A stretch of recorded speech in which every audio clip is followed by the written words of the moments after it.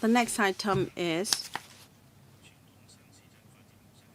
revised in situ land exchange arrangements under enhanced conventional new town approach. A few members have already pressed the request to speak button. Dr. Wendy Hong, Mr. Lau Kwok Fan, Mr. Chen Yue Ming, Mr. Andrew Lam, Vice Chairman, and Mr. Tony Z. They have prepared a PowerPoint presentation as well. P.S. I give the floor to you. Thank you, Chair. The enhanced conventional new town approach and the revised in situ land exchange arrangement. Now, in last year's policy address, the CE said that it will be extended to all NDAs as well as the Northern Metropolis and also private community or welfare facilities. And hopefully,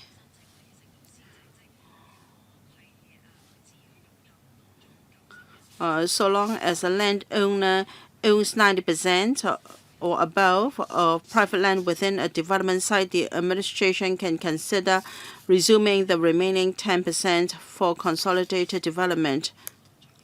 Last year, a practice note was used to announce the details, and the arrangements are already in place. Today we have the opportunity to brief members in greater details the whole package. I give the floor to Mr. Yao, the Director of Northern Metropolis, to give a PowerPoint presentation. Now, for the Enhanced Conventional New Town Approach, ECNTA, the principle is for the government to resume, clear, and form all private land planned for developments and allocate or dispose of the land for various purposes. But prior to the resumption and clearance of land, we allow in situ land exchange applications from owners of site earmarked for private developments in accordance with government's requirements and timetable. And if these applications fall through, the land will be resumed by the government. That is the overall principle. As said by the PS, the latest policy address announced improvements to the ECNTA. Now, on the benefits of the ECNTA, the speed will be much faster than it was to be done by the government. It can also reduce our upfront burden on public finance. It can save costs in land resumption and will also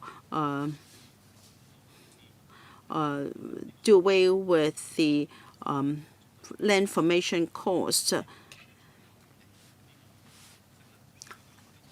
There will be a impact on the cash flow. It can reduce our upfront burden, and we can also address the landowner's aspiration.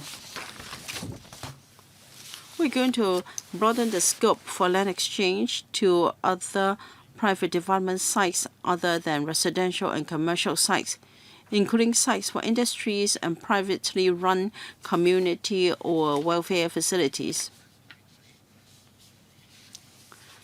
However, specific sites that may be available for land exchange will be determined by the government, taking into account the actual circumstances of each NDA and policy considerations of the Subject Policy Bureau.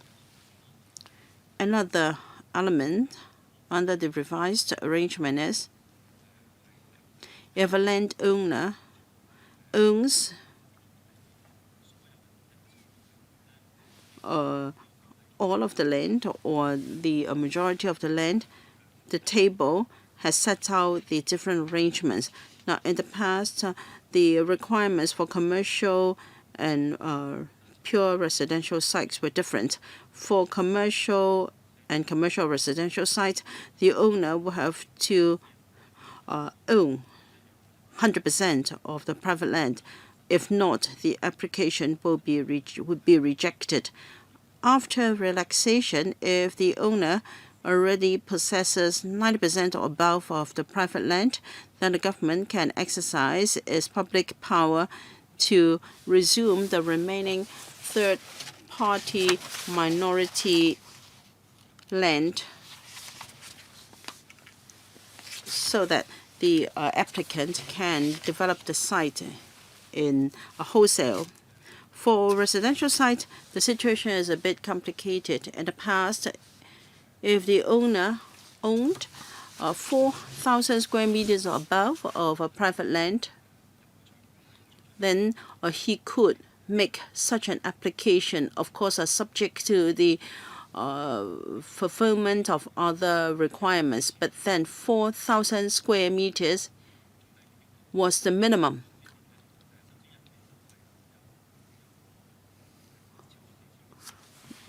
But in many cases, the applicant was able to own more than 4,000 square meters of the private land, but that was less than 100% of the private land. So the relaxed arrangement is if the landowner owns 4,000 square meters of above and 90% or above of the private land, then again the government can resume the remaining 10% and allow the landowner to develop the whole site.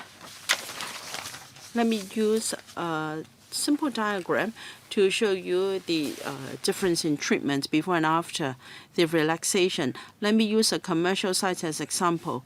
The area in blue is land already owned by the applicant.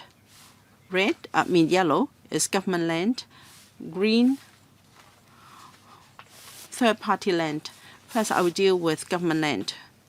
If government land is within the development site, and if the shape and size of the site is, in the government's opinion, difficult for individual development, it will be allocated to the private landowner.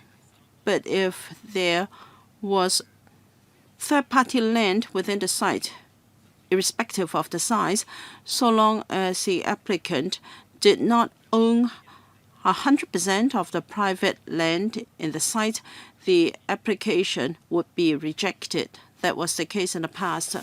But now, if the owner owns 90% or above of the private land, then the government may consider resuming the third-party private land for granting to the applicant for development of the whole site. Now I turn to residential site. The minimum land ownership requirement was 10,000 or 4,000 square meters. Now in this case, this applicant owned 4,000 square meters of the private land, and yet there was minority third-party land there. But then the third-party private land may be located at the access of a car park, and so development could not go ahead. After relaxation, or in the past, we would allow partial development, but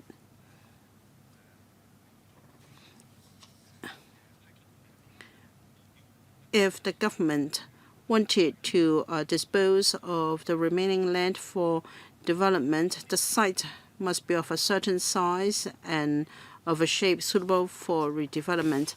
So very often, we had to split the site into two.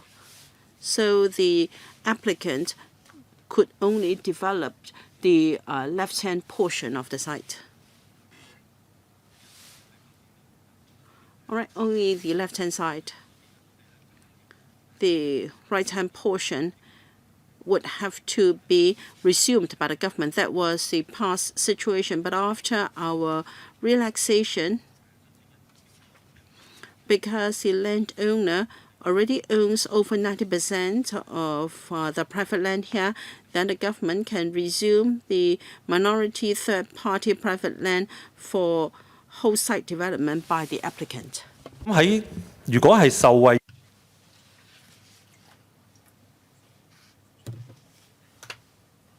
For applicants that enjoy the allocation of land resumed by government, we will ask these applicants to provide public facilities, including open space, road, or other public facilities.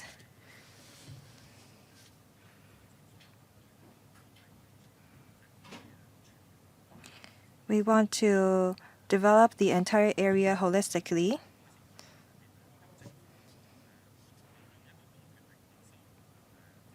So the government will resume the minority third-party land for private developers to carry out comprehensive development, and that is in line with the public interest of the people. The threshold is pitched at 90%, and we think that this threshold is a rather high threshold and that have taken into account the interest of the applicants and the minority third-party landowners. As mentioned,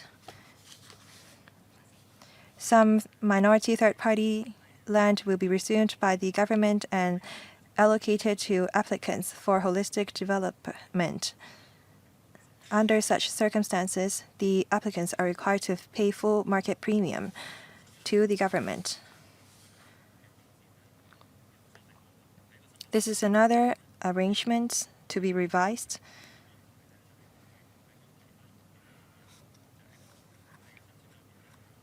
We will allow deduction of cost for constructing public facilities from land premium payable by land exchange applicants, including, while these public facilities will include open space, road, and other public facilities, including welfare and recreational facilities.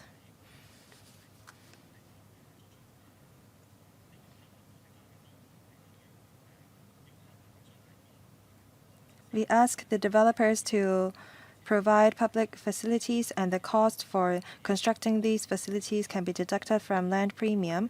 That will expedite the provision of public facilities to bring early benefits to future residents. These facilities will be adjoining the developments.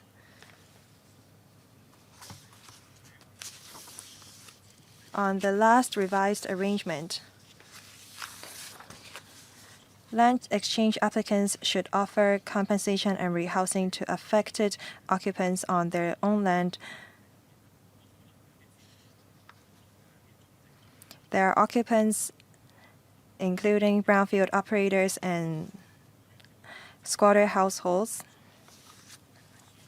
in the sites to be resumed. We ask the land exchange applicants to offer compensation and rehousing arrangement CNR that is comparable to that offered by the government under government's department.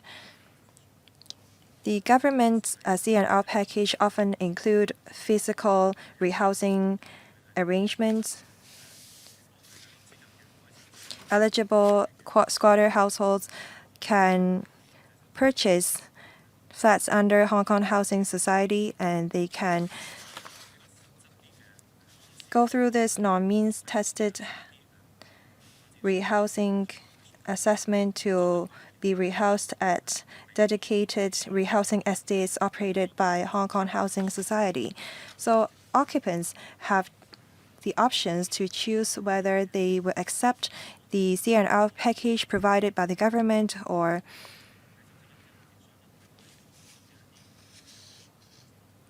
that provided by the developers.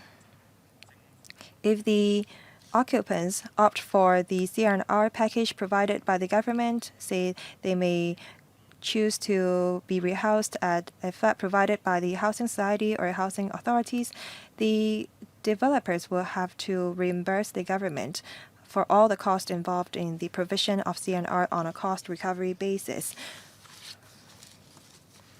In Kutong North and Fanlin North New Development Area remaining phase, we will be adopting in-situ land exchange arrangements, and we have already accepted 2 applications, and we have contacted the applicants concerned for immediate follow-up. We will soon issue a practice note applicable to Hongshui Kyohachi New Development Area to announce the detailed land exchange application arrangements, which has been detailed in the last agenda item.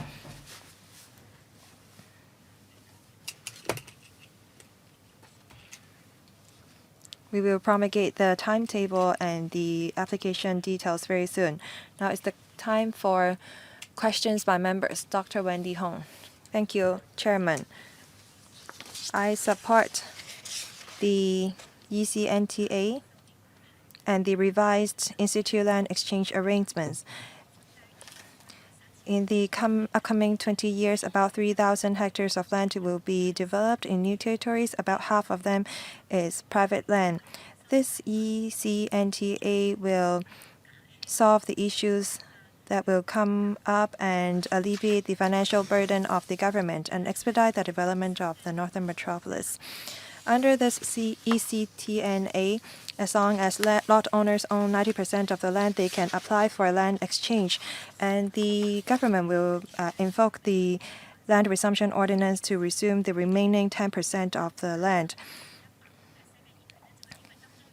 It's difficult for landowners to resume 100% of the site because sometimes Chotong land is involved.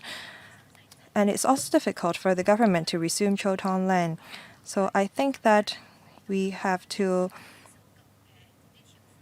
invoke amendments to the ordinance in relation to Chotong land. So does the administration have a timeline for amending the legislation on new territories? The revenue on land premium and land sale has dropped about 50% compared to 2020. By the end of last year, the government announced this ECNTA, an enhanced conventional new town approach. There were 6 pieces of land that were about to conduct in-situ land exchange, but those exchange lapsed, and the revenue that was about to be generated did not realize. The government wanted to alleviate the upfront capital costs in land resumption, but it seems that the reality is, well, painting a quite different picture. When the property market is going down, the developers try to be cautious in purchasing land. For the failed land exchange, that affects the cash flow of the government, and the government has to resume the land on their own and making use of public money. Will the government provide for adjustments for the policies to expedite development? There are some people who said that the public has not been consulted on this enhanced conventional new town approach. I think that the government will consult the affected residents. Is that correct? Permanent Secretary, thank you for your questions.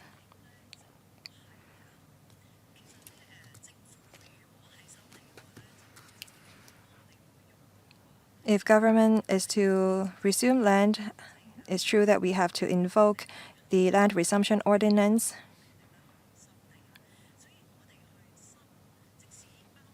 When public interest is involved. So for Chotong land resumption, we have not come across any challenges because we are only leveraging on our public power. For developers, when they want to purchase Choton land,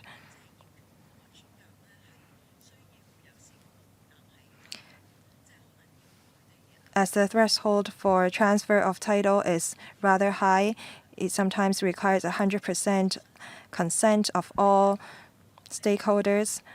It's difficult for developers to buy Choton land to consolidate titles. So under this ECNTA, we will resume the remaining 10% of the third-party land for the landowners who own 90% of the site. As for lowering the threshold, I think that the HYAB is talking to the Hearn Yi Kok, and they have some preliminary proposals on the level. And the HYAB, I understand, is considering it. As for Kutong North and Fanlin North, land exchange, the 6 applications lapsed. Well, it has not affected our timetable. It's true that substantial cost is involved for land resumption, but the construction timetable has not been delayed at all. If member remembers correctly, that on the 11th of January, we have started the land resumption process after the 6 land exchanges failed last year, because we don't want to delay the schedule of development. We are still forging ahead with our construction. Your third question, as to why we will, or as to if we will put in place an appeal mechanism for in situ land exchange arrangement. For conventional mechanism, applicants who make use of that mechanism, sometimes lands department propose a valuation, and if the applicants disagree, they can counter-propose another valuation of their land. That's a sort of appeal mechanism. If in the end the applicants don't want to accept the valuation, then no consensus could be reached and the application would lapse. Thank you. Mr. Lau Kwok Fan. Thank you, Chairman. I fully support the new arrangement.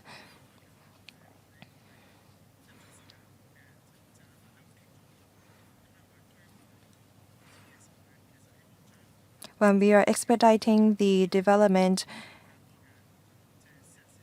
we want to enhance the in situ land exchange arrangements. There are a number of benefits to this. It's more flexible. We have GIC land included, and the sites for industries are also included.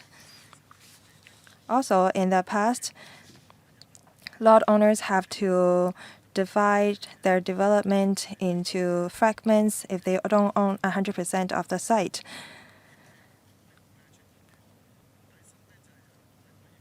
Third, development can be expedited in the northeastern New Territories. Some in situ land exchange could be done more quickly, but sometimes road constructions takes some time. They could not apply for land exchange in time. Now, if the developers can deduct the cost of constructing land from the land premium, I think that will expedite development. For Fanlin North and Kutong North, the first project that will be commissioned is the project that were approved by with this in situ land exchange arrangements. So it shows that with the in situ land exchange arrangements, development can be taken forward at a much quicker, faster pace. Residential and commercial sites are rather simple because as long as the lot owners fulfill the site area and the percentage of title, then their applications will be approved. I think the government hasn't talked much about the land or in situ land exchange for sites for industries and commercial or welfare facilities.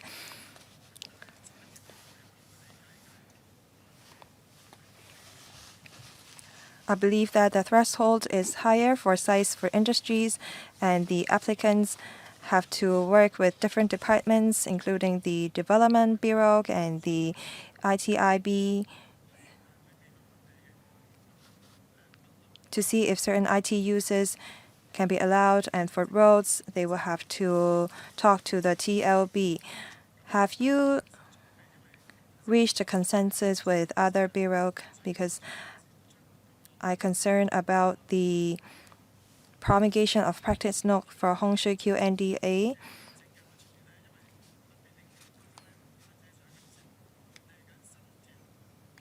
For sentient technopole, the OZP will be rolled out very soon, and there will be some land exchange for sites for industries. Have you worked out the plan with other departments? Thank you. P.S. Thank you. Land for industries and in situ land exchange for such sites, the member can rest assured because the Development Bureau is still in charge. Although the Lands Department is responsible for issuing the practice note, the Development Bureau will communicate with all relevant bureaus. Take Seno Technopole as an example, is mainly for INT use. We will discuss with the ITI Bureau to see which site is suitable for in situ land exchange. And if the site is to be disposed of in that way, the kind of INT industry is suitable. We will liaise very closely with the ITI Bureau and reflect the requirements in the practice note. So in addition to the Development Bureau's view, the views of other bureau will also be incorporated in the practice note. Okay, thank you. Ms. Chen Yunming, I welcome the announcement by the CE in his 2023 address. All right, policy address. In the Northern Metropolis Advisory Committee meeting and also in the panel, I have already discussed this with the administration a number of times. So please bear with me if I keep laboring on this point. I think we must have an integrated approach for development of the rural and urban area. I hope this model can be adopted in the Northern Metropolis. I have a few points for the administration to follow up on. There is a minimal size requirement of 4,000 square meters for in situ land exchange. I have received views from many land owners in the rural areas. Now, they are not developers. And of course, the sites they hold cannot compare in size with that of land developers. Hopefully, they can be allowed to merge to fulfill the 4,000 square meters requirement. I'd like to ask the administration whether they will welcome land title owners in the rural areas to form companies in order to benefit under the new arrangements. And there are also views from the business sector. The Northern Metropolis development has attracted views from the sector, and attracting investors is also important. But there is little information on land exchange arrangements in the Northern Metropolis website. Some senior management of China enterprises and also the business sector have asked me to reflect this view. They hope that the arrangements can be more transparent and how they can allow or facilitate cost estimate by investors. I hope the administration can, after the arrangements are approved, include information on the website of the Northern Metropolis and also a site for inquiries. Para 9 of the paper is about the minority third-party land for land exchange applicants. I'd like to know what will happen to land held by Chou Tong, because this is land belonging to the Ho Chou or Tong. And I have received views about this. You talk about less than 10% of the private land. I think you have directly transplanted the concept of urban renewal to the rural area. Chou Tong land has its unique status and is also protected by the Basic Law. I'd like to ask whether the administration has sought legal advice to see whether this is in contravention of Article 20 of the Basic Law. I'd like to know, under the new arrangements, how are you going to take into account the views of landowners of Chou Tong land? Thank you. So, Ms. Chan's first question is whether rural residents can form themselves into companies so that they can amalgamate their site to meet the 4,000 square meters requirement. The answer is yes. And I want to thank you for your views in relation to the remaining question, and that is how we can use different ways and means to disseminate information to enterprises that are interested in developing the Northern Metropolis together. The third question is, now when we worked out the revised arrangement, we have sought legal advice. It is confirmed that if applicant already owns 90% of the land, it is in order for the government to resume the remaining 10%, because we're talking about an NDA. Even if the land exchange application falls through, the government will resume the land itself. So we want a balanced development. There were case laws confirming that for the government to resume private land within an NDA, even if the private land so resumed is for private development in the future, it is in line with the public use concept under the Land Resumption Ordinance. That is, land resumed in this way can be regarded as for a public purpose. So it is perfectly lawful for us to resume the remaining 10%, whether we're in compliance with the Basic Law. The Basic Law requires us to respect private property's rights. So when we go ahead with a certain development, we have to give reasonable compensation to people affected. So if we are to resume minority third-party land in the future, we will compensate the landowners for that. And this is perfectly in line with the Basic Law, where we are required to respect private ownership rights. Mr. Andrew Lam, I fully support the revised arrangements. If anything, we haven't gone far enough. I think we should also consider land exchange arrangements outside the current location. But here we are also talking about third-party interest.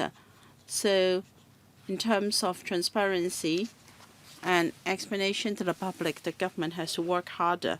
I know you're working hard on the practice note, but very often the public can not wait until the practice note is available because their interest is involved.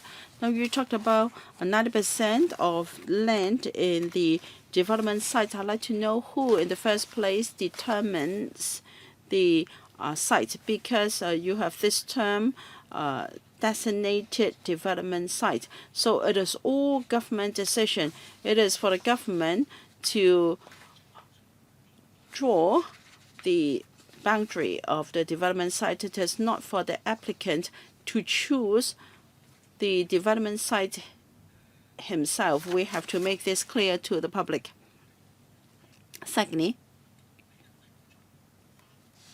once you have determined the development site, there are different industries operating there. Members of the public may not know locations that are eligible under the land exchange arrangements. So how do you let the public know what are the designated development sites? The third point is the presentation. The applicant is required to provide compensation to land occupants affected.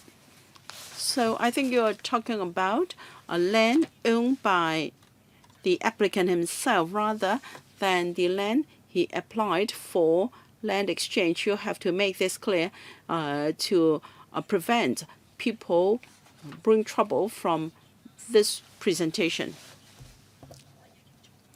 All right. The first question is what is meant by within the development site. I think Mr.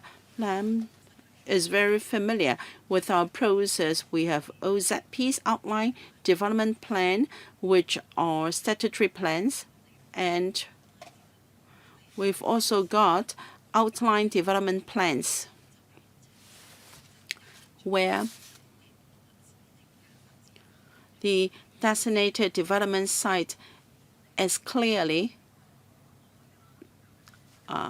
marked. So we make it public information in the outline development plan. As for how we can let people know sites available for land exchange, when we issue the practice note, we will attach a plan to show lots on the NDA available for land exchange, in situ land exchange. The plan will always come with the practice note to let people know lots available for in situ land exchange. That is crystal clear. Thirdly, in drafting the practice note, yes, your understanding is correct. We are talking about occupant on land owned by the applicant. The applicant is required to offer a compensation no less favorable than that to be offered by the government. Mr. Tong Li-jae, I'd like to follow up on questions asked by members, including the issue raised by Mr. Andrew Lam. The site for in situ land exchange is to be designated by the government, and I support the revised arrangements. I hope you can. Now you are going to designate the lots for in situ land exchange. I hope you can explain very clearly to the public so that people will not accuse you of favoring a particular, some particular parties.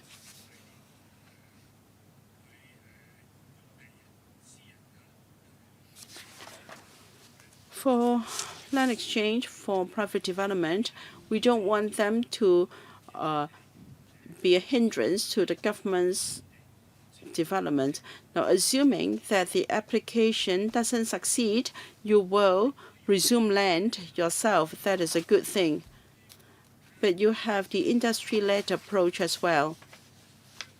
You mentioned planning. Whether we're talking about the OZP or ODP,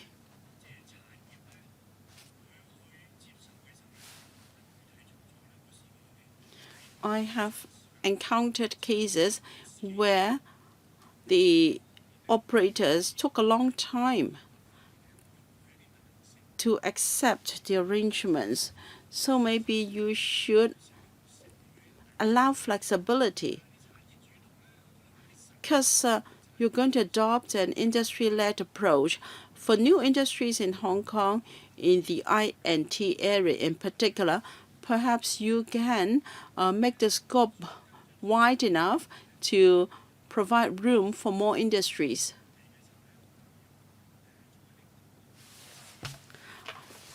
A land exchange applicant may have to provide public facilities. I'd like to know that will apply to all cases, or will it be on a case-by-case basis?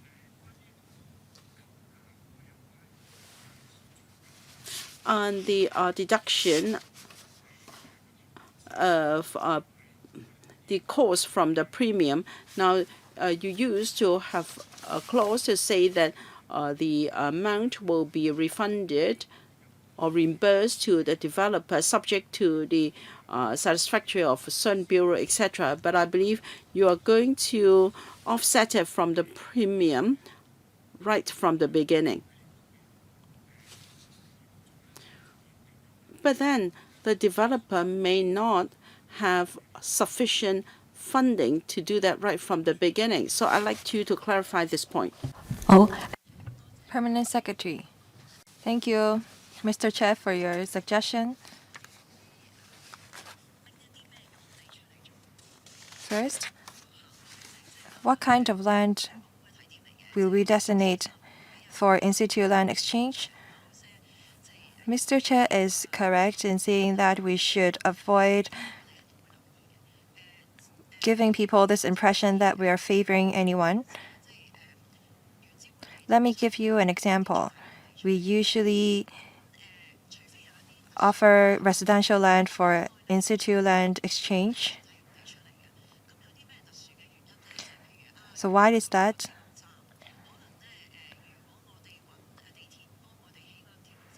When we ask the MTR to build a railway station,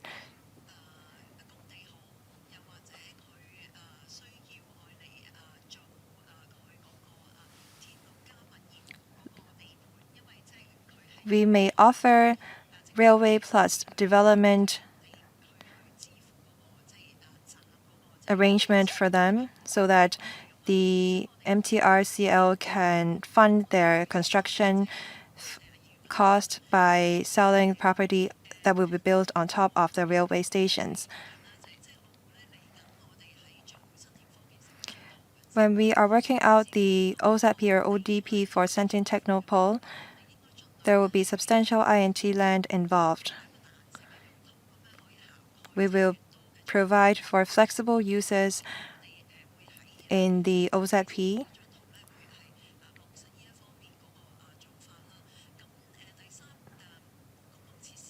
As for public facilities,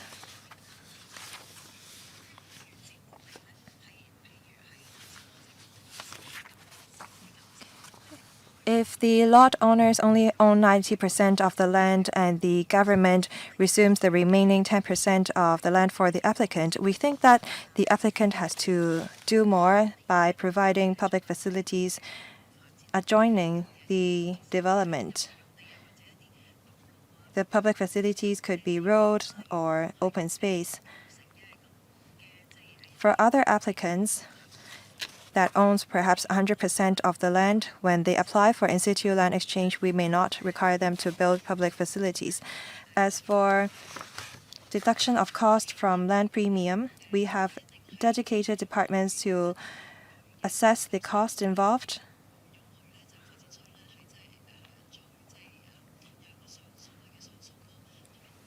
We will not be putting in place an appeal mechanism for developers to argue the costs involved to delay the development. Thank you. Mr. Ben Chen. Thank you. I think that this in situ land exchange arrangements is a good thing that will expedite development. From planning to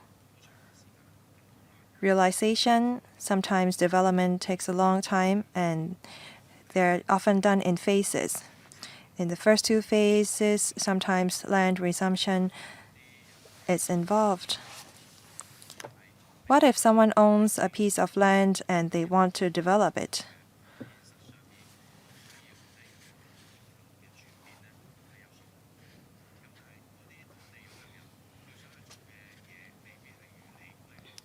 Sometimes the plan that the lot owner have in mind may not be in alignment with the development plan of the government.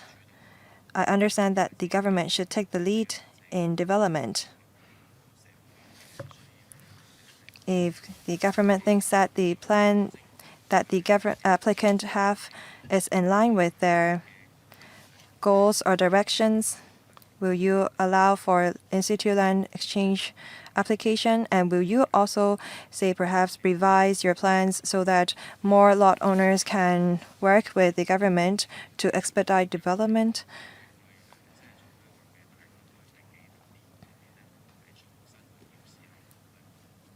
How often will the government review their planning? Thank you.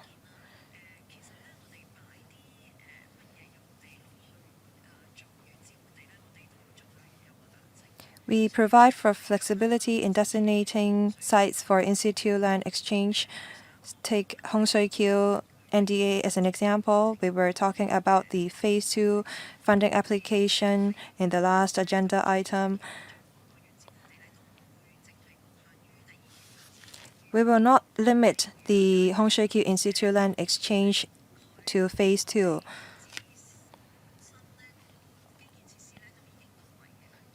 When we have infrastructures and roads available in certain lots, then we will allow for in-situ land exchange for those lots of land. We want to encourage participation from the private sector. That is why we will offer flexibility. If lot owners have to rely on government infrastructures before they can develop the land, then we will have to look at the construction timetable of the government before we can allow for in-situ land exchange. Other members have also mentioned this.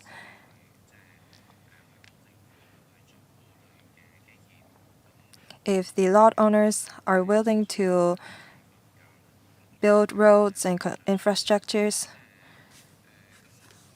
the cost involved will be deductible from the land premium, but the government will be assessing the cost.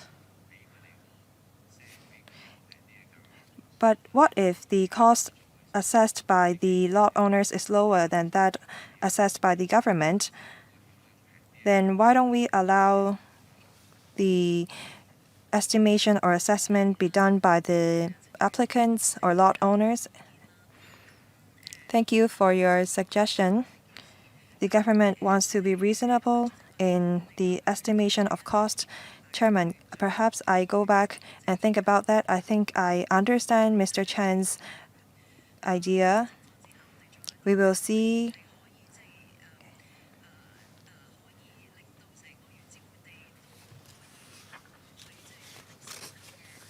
how we can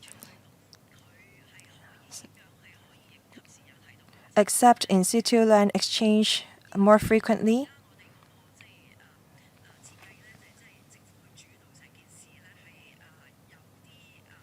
The suggestion is probably a departure from the government-led development approach, but we will look into that. Mr. Louis Long, and then we will have a second round from Dr. Wendy Hong.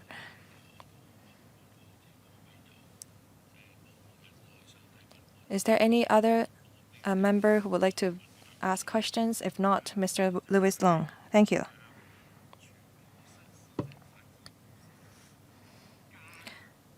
We have conventional new town approach and enhanced conventional new town approach. And we also have this revised in-situ land exchange arrangements under the enhanced conventional new town approach. We have to achieve this goal, as mentioned in your PowerPoint slides. We have to enhance speed, reduce upfront burden on public finance, and address lot owners' aspiration. When we looked back at the new town development in Shatin, Yunlong, Tumun, they are often very diversified. We conducted land resumption, we allowed for land exchange, and we sometimes reclaimed harbor or reclaimed land. We have to work with the lot owners so that we can develop new towns quickly. There are two things that we have to consider. First, is the standard rate reasonable? If not, is there enough time allowed for negotiation between both parties?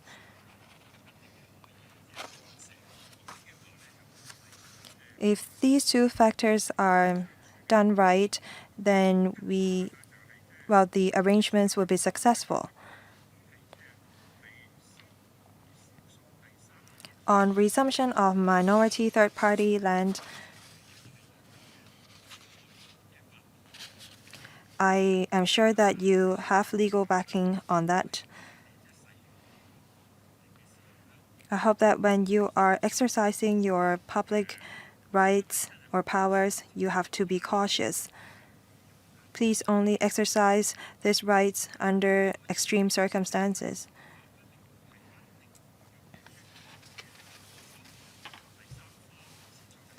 Sometimes you don't have to resume minority third-party land.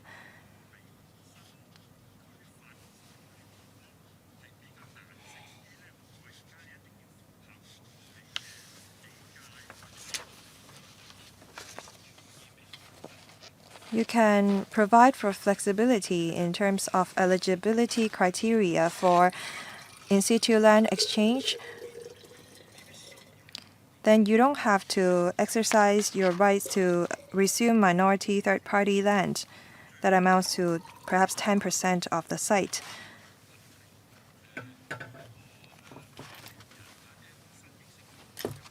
When the application is successful, the lot owners will have to provide public facilities. I think that is a good thing. But very often, different government departments are involved in the provision of public facilities. They have different requirements on design and inspection.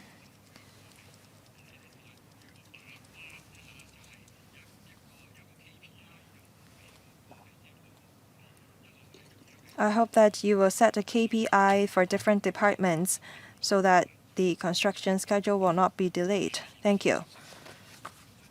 Permanent Secretary, any reply? Thank you, Chairman. First, the standard rate has to be reasonable and we need to allow enough time for processing of the application. We note that. Second, I think there is merits to Mr. Long's suggestion.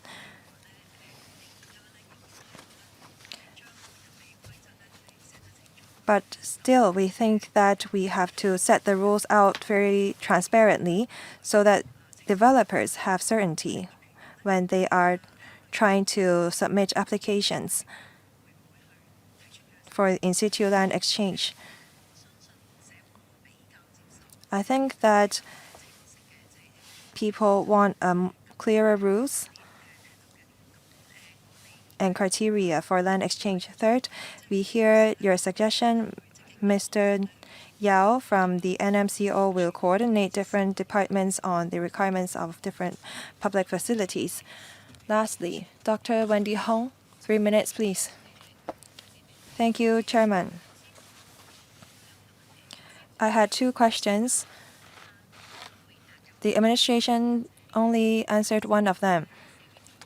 That is, there are people who said that the public has not been consulted for the revised arrangements. Under the Land Resumption Ordinance, affected occupants will be consulted before their land is resumed. I hope that the administration can explain about that. Also, the property market is going down. Will you cut up large lots into pieces for disposal. Because, well, for a large piece of land, we can allow for comprehensive development that will generate economy of scale. So how fragmented will the land be? Thank you. P.S. Thank you, Dr. Hong, for your view. The first question is whether we will do any public consultation when it comes to land resumption. For sure, we'll do that. We'll consult the district councils, and also landowners affected can also raise their objection to the government. Last year, after we have passed the town planning, or rather the land resumption amendment ordinance, we proposed streamlined procedures. So we will have this mechanism for landowners to lodge the objection, and we will deal with it. As for how small or how the land will be divided into, then it depends on our land disposal program. It can be the size for a few hundred units, and for a larger site for a few thousand units. Given the current market sentiments, the so-called downscaled lots should be at least enough for a few hundred units. All right, that ends our discussion. In our discussion, I heard from members they are supportive of the revised in situ land exchange arrangements under ECNTA. We all agree that the terms should be clear. And during our discussion, members have expressed the view that the government should be open to negotiation, and if there are good suggestions, the arrangements can be adjusted. All right, that ends our discussion. Thank you very much. We move on to the next item. Extension of the arrangement for charging land premium as standard rates for lease modifications. Again, we have already got the paper. Please invite the relevant officials to come in.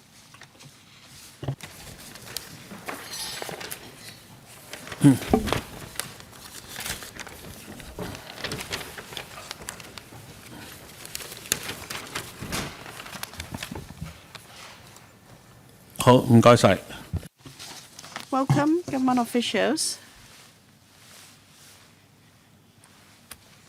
A few members have pressed the request to speak button. I will give the floor to the administration to walk us through the paper. I believe there is also a PowerPoint presentation. Yes, thank you, Chair. Again, in last year's policy address, the proposal was announced, and that is to extend the arrangements for charging land premium as standard rates for lease modifications that is to regularize the arrangements under the pilot scheme, and the scope will be extended to cover industrial buildings for special users. And then the arrangements will also cover new check trees, agricultural land outside NDAs, new development areas. Late last year, we issued a electrical brief to set out the details for members' information, and the new arrangements have already taken effect. Today, we have the opportunity to brief members on the details.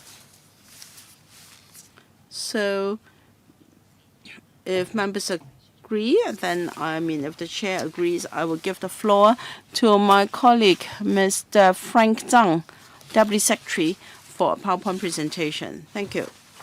First, the background of the topic.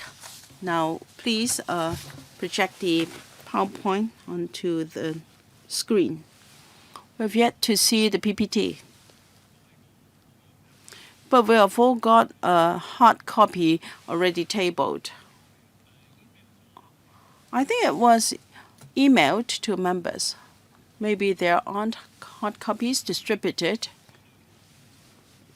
Anyway, you can start first. By way of background, in last year's policy address announced in October, the chief executive announced 2 arrangements under the extension of the arrangement for charging land premium as standard rates for lease modifications. They are already setting the PowerPoint presentation. Now, first is to regularize the standard rates arrangement for redevelopment of industrial buildings. The scope will be expanded to cover redevelopment of industrial buildings for special industrial users constructed before 1987. Yes, please go on. On the lease for IBs of special industrial users, there were restrictions. They were restricted to be used for textile and for leather, etc., not for general industrial use. The second is to, in phase, extend the arrangement to anti-agricultural land outside NDAs. In our pilot scheme, we will cover 3 districts, namely Yunnan North and Tsuen, as well as areas in the vicinity of existing or proposed railway stations. First, to regularize the arrangements for IBs. The standard rates were launched for redevelopment of IBs constructed or completed before 1987. The pilot scheme was supposed to end by March this year. We will regularize the scheme. So Hong Kong will be divided into 5 areas or 5 zones with different standard rates applicable to different zones. We are now going to extend this to IBs for special industrial users. We are going to have different standard rates for the before use of IBs. At first, these IBs for special industrial users were not considered because there were restrictions. The users were restricted and the value was lower. However, after the pilot scheme, we were of the view that such old buildings should be redeveloped as well. So we have decided to extend the arrangement to cover IB for special industrial users. However, the value of such buildings were usually lower than that of ordinary IBs. So we have set the standard rates for this type of IBs at 70% of the rates for the before use of general IBs to reflect the land value of IBs. And the level of all standard rates will be subject to review by the Lands Department annually. So the new rates to be announced will be effective on the 1st of April this year. If need be, the rates will be reviewed. We believe the frequency is about right to ensure that the rates will not be out of tune with the market and to give certainty for the market as well. The second arrangement is to launch a pilot scheme to extend the scheme to anti-agricultural land outside NDAs. As a start, we will cover Yunnan North and Tsuen, as well as areas in the vicinity of existing or proposed railway stations. North Metropolis, which is in Yunnan, will be an important development for us. We are going to divide the applicable scope into 10 zones. So the landowner can opt for the standard rates, and there will be 4 zones of existing new towns and 6 zones of existing or proposed railway stations. We will fix the area around railway stations to be within 1 kilometer radius within these 3 areas.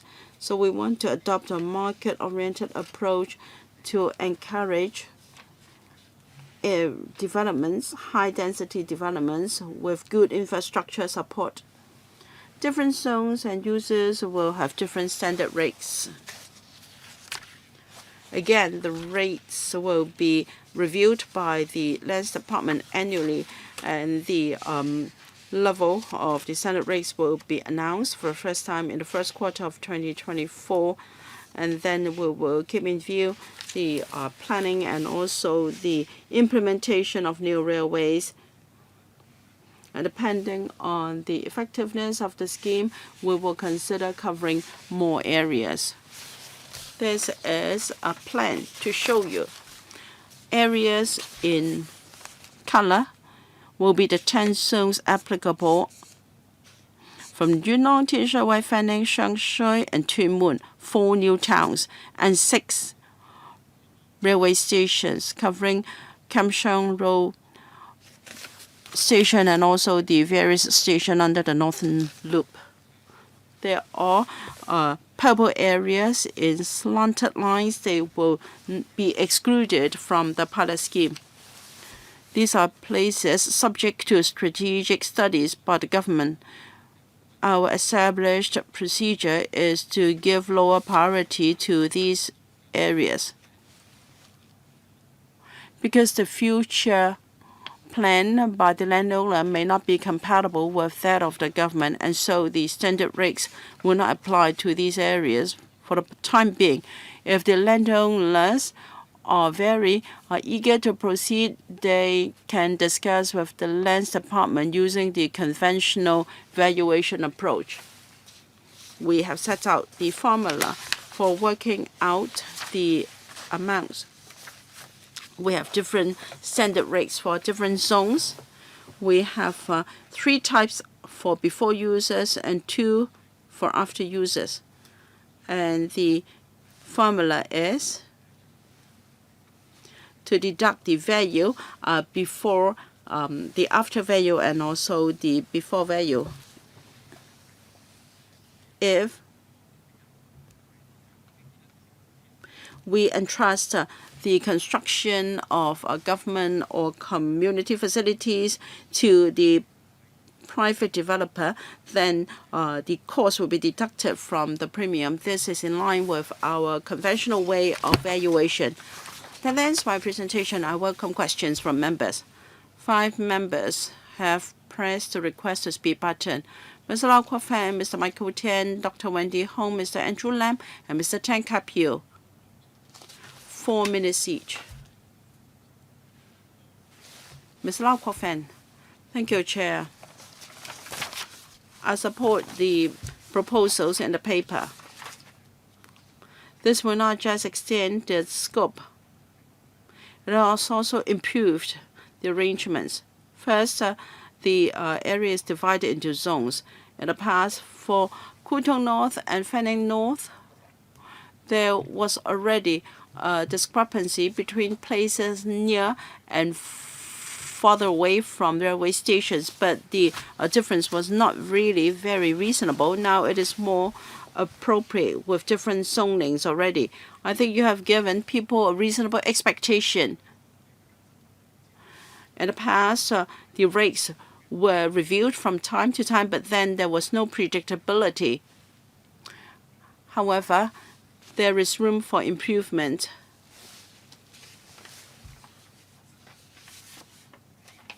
The purpose of having standard rates is to expedite the pace of development because the conventional way was time costly. Let me use the Northwest NTNDAs as an example.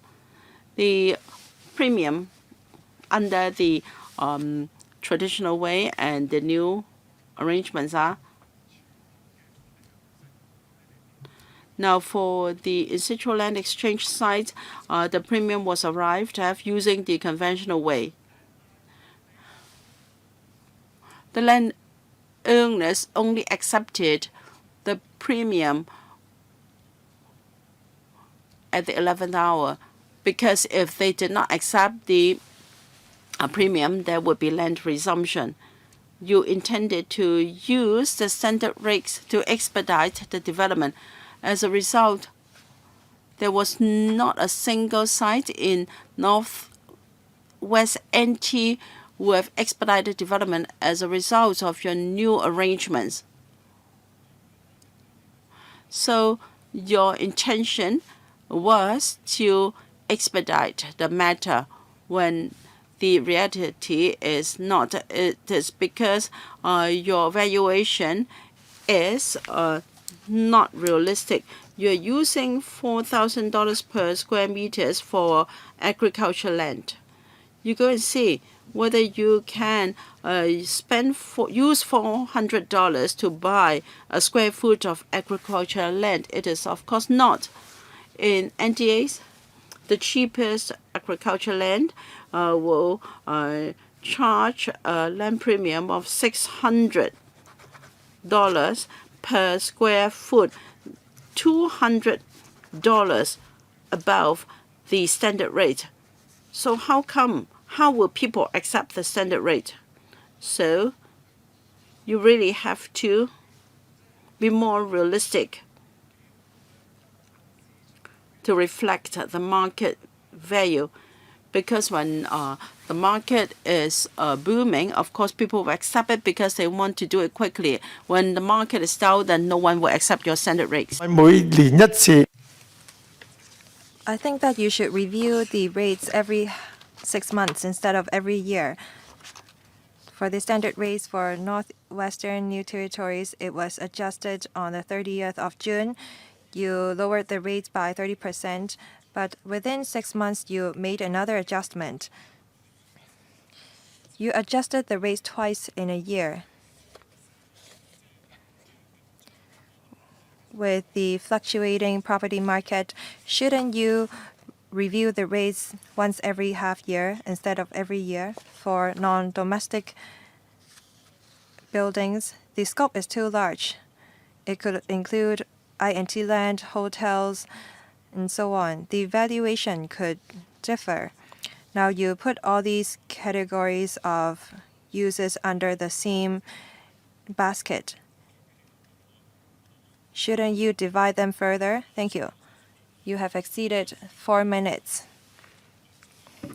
But I will try to be flexible because we really need to scrutinize the details and we need the government to explain.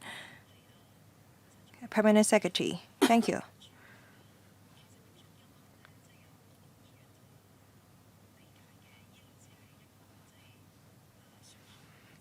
Standard rates arrangement is just an option. When applicants apply for land exchange or in situ land exchange, if they think that standard rates arrangement is not suitable, they can go for conventional premium assessment mechanism that is done on a case-by-case basis with the Lands Department.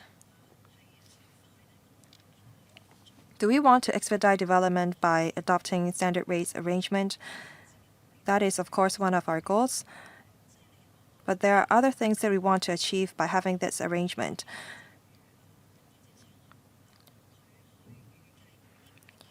Standard rates arrangement will provide for certainty for developers so that they can make calculations in deciding whether to go ahead with certain developments. When they actually decide to develop a piece of land, they can choose whether they want to go for the standard rates or conventional mechanism. I disagree with what the member said that, well, our standard rates is not in line with the market rate. We regularize the arrangement for IBs for special industrial uses. That's because over the past 2 years, we've received over 10 applications that were approved.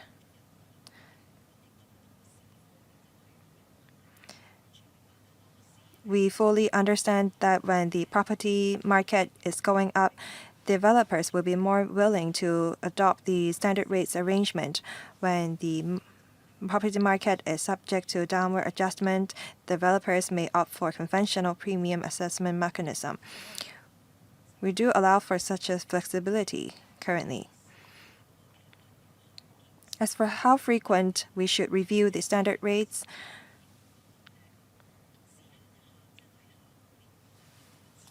we will try to review the standard rates annually.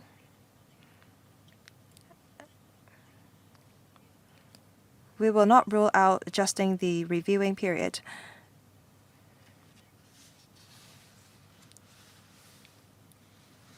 The property market has not been fluctuating as much as in the past 2 years compared to the past decades. As to whether or not we can further divide the uses, we note that and we will try to look into that.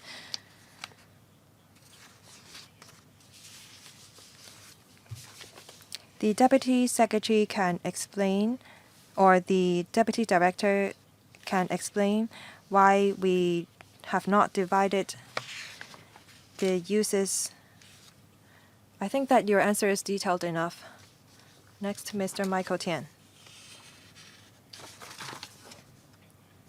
On the operational details of the new arrangements, said that the arrangements cover the vicinity or proposed the vicinity of existing or proposed railway stations that is within 1 kilometer's radius within the 3 districts. I wonder why this 1 km is adopted if we refer to the Hong Kong Planning Standards and Guidelines.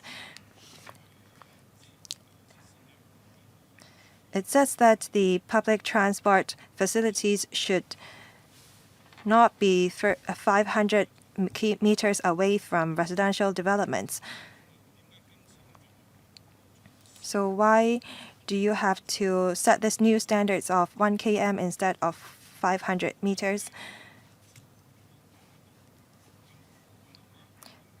This seems to be different from the town planning ordinance. Will you set a standard rate for the developments within 500 meters away from the railway station and another standard rate for developments that are 1 km away from the railway stations? If the flour is cheaper, then the bread will be cheaper.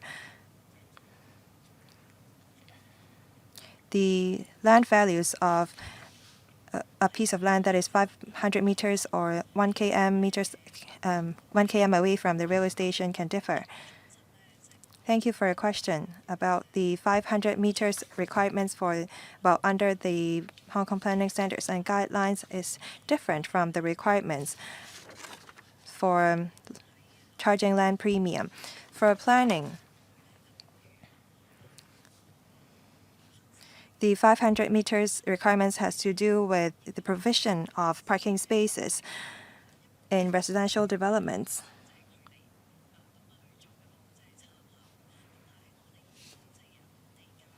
We drew reference from how far people are willing to walk to public transport facilities. When we draw the radius or set the requirements at 1 km, I think that the land premium will not be that different from the land that is 500 meters away from the railway stations.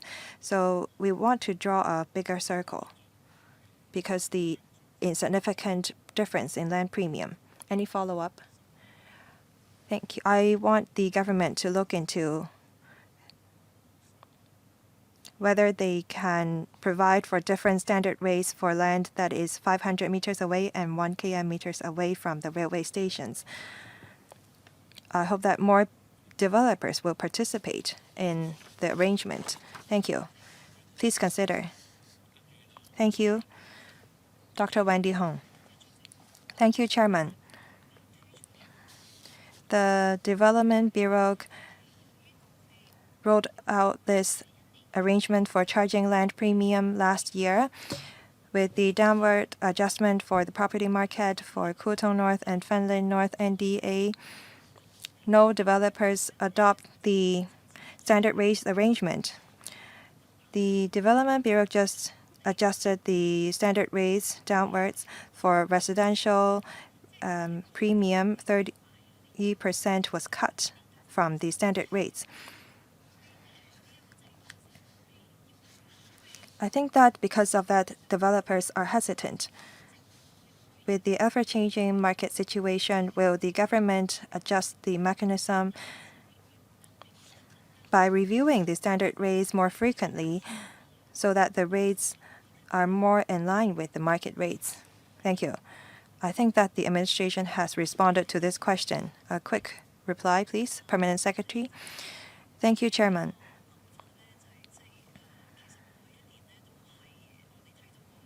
In the last year, we observed that the property market is going down more rapidly than expected. In formulating policy, we try to look at the market over the long run. We think that it's appropriate for us to review the standard rates annually. But then there is always room for improvement in terms of our policy. We will continue to monitor the market to see if we have to shorten the frequency of review. Thank you. Next, Mr. Andrew Lam, Deputy Chairman. I think that the government should review the standard rates more frequently, both when the market is going up and down.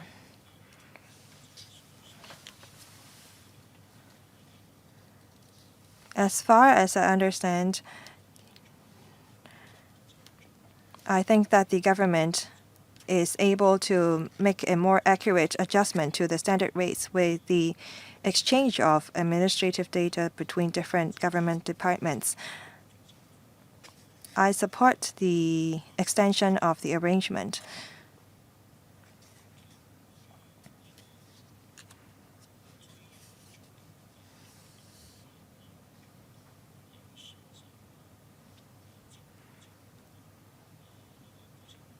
I think that the extension will try to rationalize the entire process in charging land premium. Now, this arrangement has been extended to agricultural land. Agricultural land is rather complex.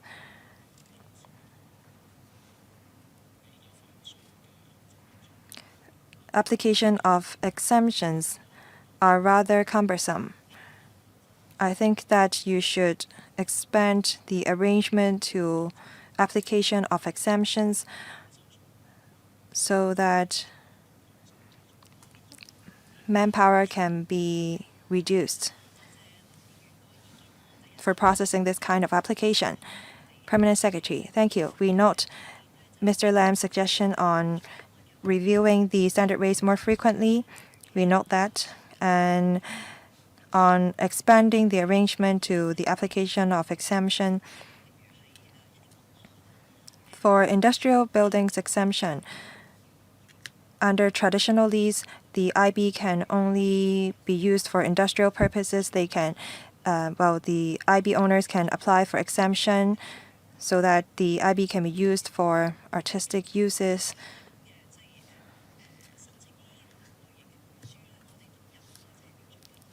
We do have a standard rates arrangement for this kind of exemption. The same goes for agricultural land. We allow for the adoption of standard rate arrangement for construction of structures on agricultural land. We will try to expand the arrangement to other areas, and that's the direction that we will take. No follow-up. Mr. Tankapio. Thank you, Chairman. I would like to ask about IBs. Now, the arrangement will be extended to pre-1987 industrial buildings, but there are a lot of such buildings in Kunton and Sampo Kon. If you have relevant data on the number of pre-1987 IBs in these areas, please share with us. So are IBs willing to apply for such arrangement?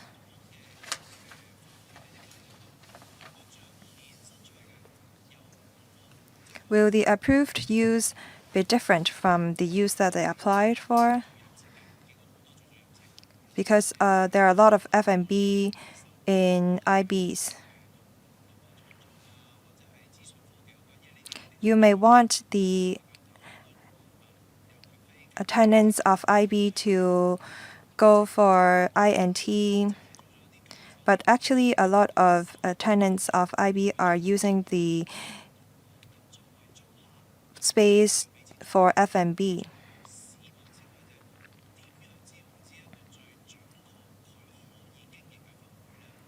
How do members of the public know that the current use is permitted under the laws? Because most tenants don't know that they cannot use the space for F&B, for example. If old IBs have never done any lease modifications, then we all know that those buildings can only be used for industrial use. If lease modifications have been applied for, then the IBs can be used for other purpose, but members of the public don't know what purpose are allowed. P.S. I thank the member for his views. Now, when it comes to old industrial blocks, if the lease is still the very traditional industrial lease, then uses such as restaurants and arts and culture that is not allowed under the old lease. For old IBs, whether it be the decoration and the general condition of the building, I am sure you can feel how it is like in these buildings. But if there has been wholesale conversion where offices are provided and also redevelopment for wholesale conversion, many users can be exempted for newly developed or redeveloped industrial buildings that is even more lenient. So it's quite unlikely that these users are in contravention of the lease. So it's possible that so there are very rare cases where tenants have been misled into thinking that some users are allowed. If we are talking about an IB with wholesale conversion, I'm sure the owner must have applied for exemption of users from the lands department. Perhaps the assistant or deputy director can supplement. Very often, the exempted users are already included and allowed, such as restaurants and arts and culture. Now, I won't comment on individual cases, but I believe the chances of breaching the lease is already reduced. Mr. Tong Li-jie, I speak to support the extension of the arrangements for charging land premium as standard rates for lease modifications because it offers an alternative for owners. People saying that given that the market has adjusted and the arrangement is not as attractive as it was, perhaps there can be some adjustment. But I believe that government will consider whether it is a good use of resources. If the standard rates are not acceptable, then the landowner can opt for the traditional way of working out the premium. And when there are market changes, there should be flexibility allowed to make this arrangement more attractive and effective. When a tenant leases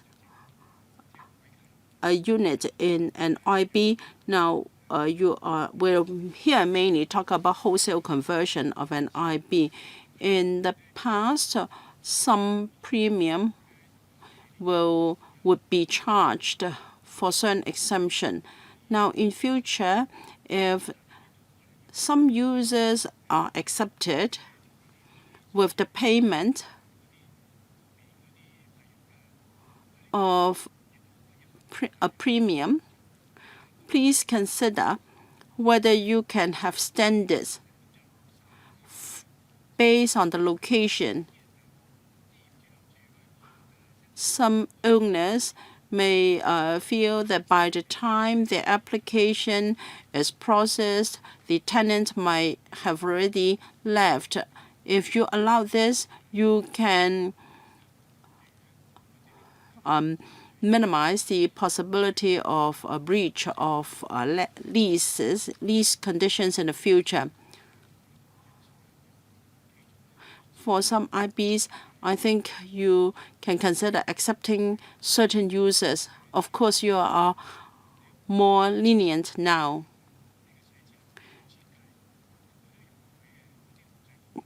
Now, for the use of IB premises for office use, for design purpose, etc., that is already permitted.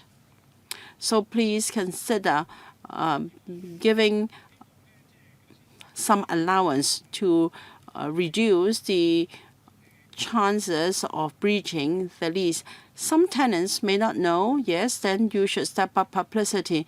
But usually when a tenant desires to rent a certain unit, he will consult the lawyer, well, whether the counterparty is the landlord, and then the tenant can also consult the lawyer on whether the use is a legal one.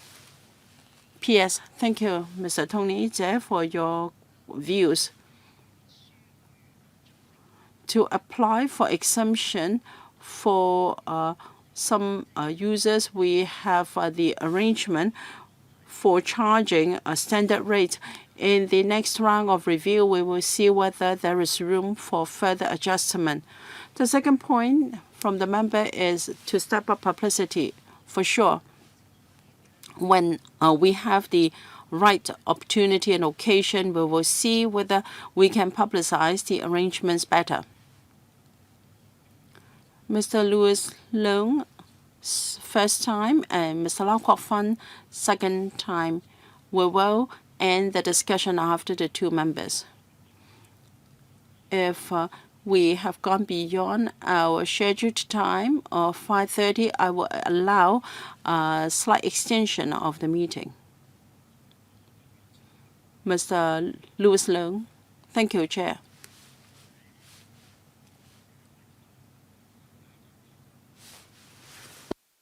When we were discussing agenda item number 3, I said that evaluation or fixing the rates, the Lands Department can consult the industry.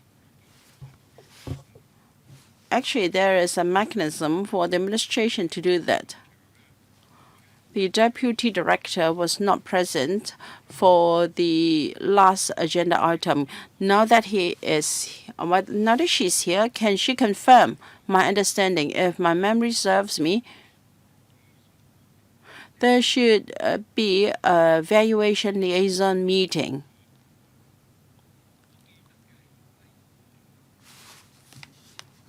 If I remember correctly, it was established in 2008 by the Lands Department with the deputy director as the chairman, 4 representatives from the Hong Kong Institute of Surveyors, and 4 from REDA. They are appointed by the Real Estate Development Association. The meeting convenes every half year to allow the industry and the Lands Department to exchange views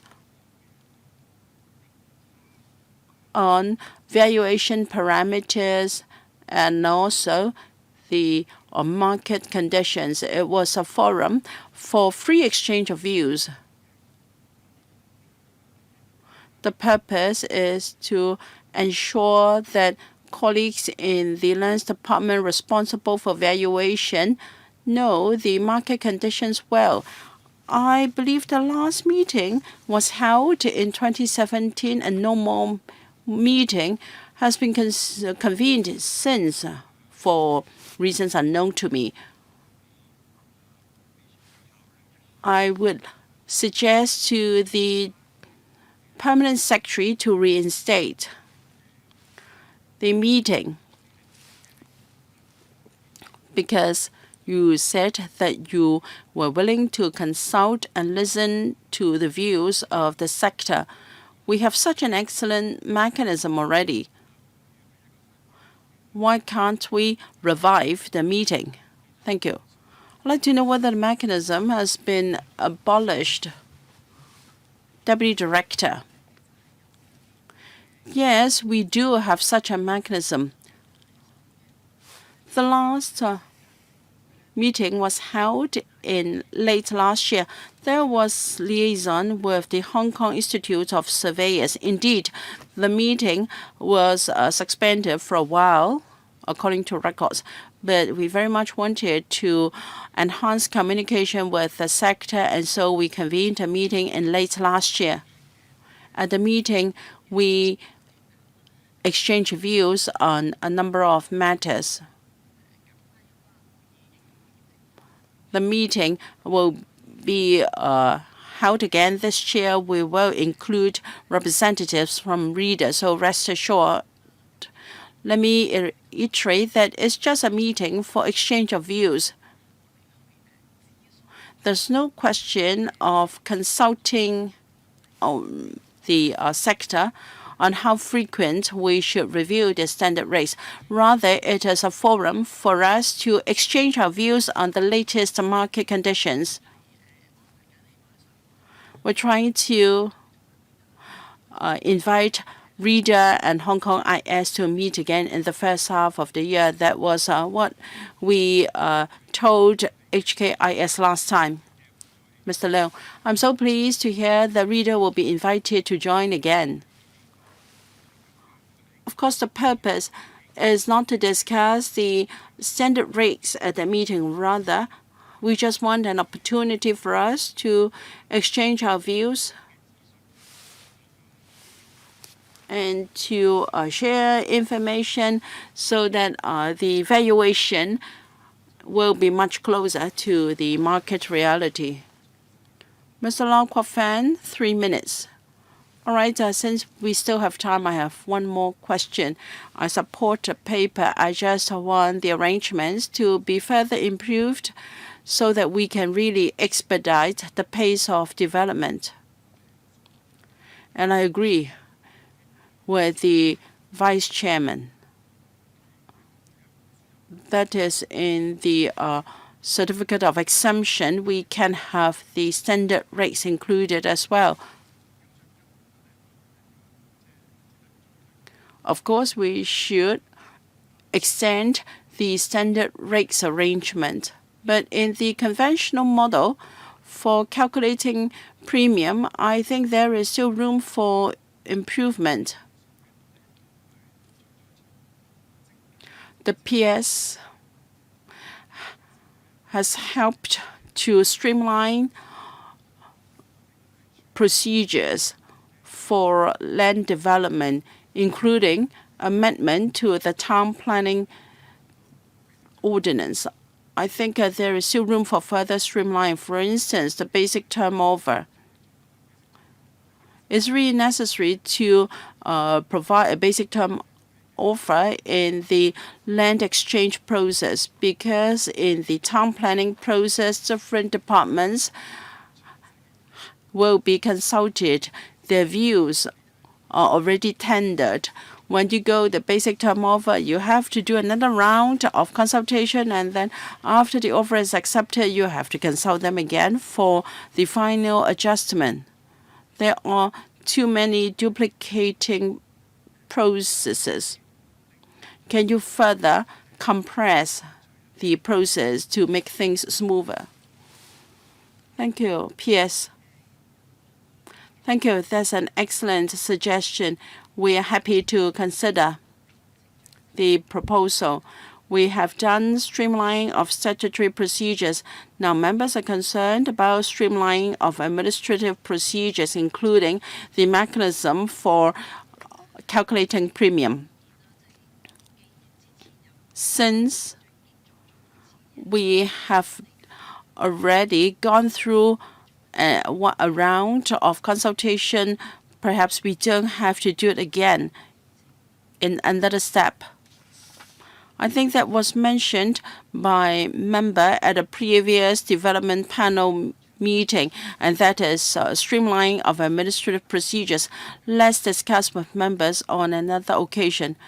Last time when the relevant legislation was amended, some duplicating procedures were merged, such as consultation by the town planning board and also consultation upon Gazetto.